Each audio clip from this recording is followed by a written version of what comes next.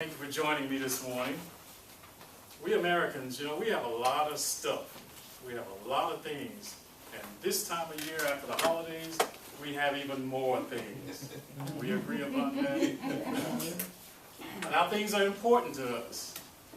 And then sometimes we become emotionally attached to our things. They can be a source of joy, as in the case of a heartfelt gift. And they can be a source of sadness, in the case of a lost, valuable personal item, like a new diamond ring. And there's one thing in particular that we can become attached to in a very strong way, and that's our car, our automobiles. They mean a lot to us. And my wife and I recently had the opportunity to purchase a new car. We traded in a Toyota Highlander that we had owned for more than 8 years. And we were very surprised at how emotionally attached we were to that car. Okay? It had become a member of the family, believe it or not, over the years. And I was in the dealership trying to make a decision, and I walked over to the dealership window and I looked out in the parking lot at our Toyota Highlander, and this deep sense of betrayal and sadness came over. Not that I was being betrayed, but I felt that I was betraying the car. I was betraying a trust that had lasted for almost a decade.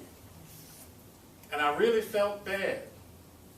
Now, if I felt bad, can you imagine how bad my Highlander felt?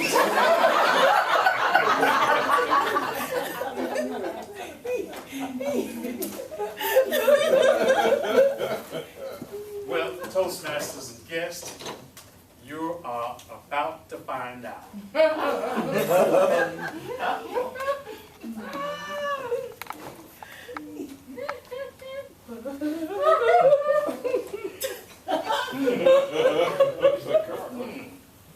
We're back here at the dealership.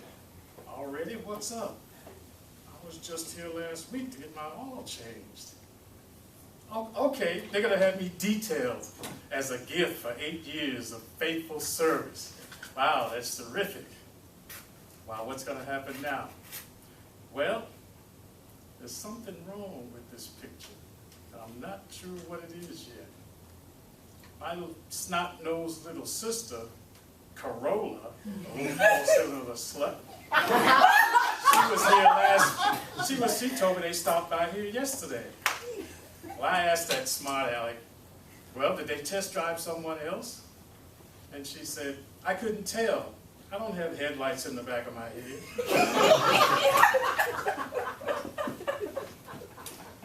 Okay, so, well, what's up? The service department is around back. But he's on the showroom floor talking to some sleazy-looking guy with a sneaky grin on his face. What is going on? Bam! It's like running into a ton of bricks. I'm about to become a used car. I'm about to become a trade-in. There's nothing worse than becoming a trade-in and going to the used car department. That's where the undriven go. It's like purgatory. The next stop is spare parts hell. And you don't come back to spare parts hell. Okay. So, but that's not that bad a thing. Okay, so let me give it a little bit of thought. There's a way to get out of spare parts hell. It's not the end of the line. There are things you can do, and much of that success of getting out of spare parts hell depends on how well you lived your life and how well you obeyed the commandments. You know the commandments. Thou shalt have good tires. Thou shalt not smoke. Thou shalt not burn oil, etc., etc. You're familiar with those commandments, and they mean a lot to us. And so I feel good about my chances. My owners, they aren't too bright, but they follow instructions pretty well. And they maintain me pretty much as I had directed them in their handbook. So my chances are good of getting out of spare parts help. The only thing that I regret is that I can't see the look on Corolla's face when that new car pulls up beside her. And I wish I could see her take advantage of her opportunity in purgatory.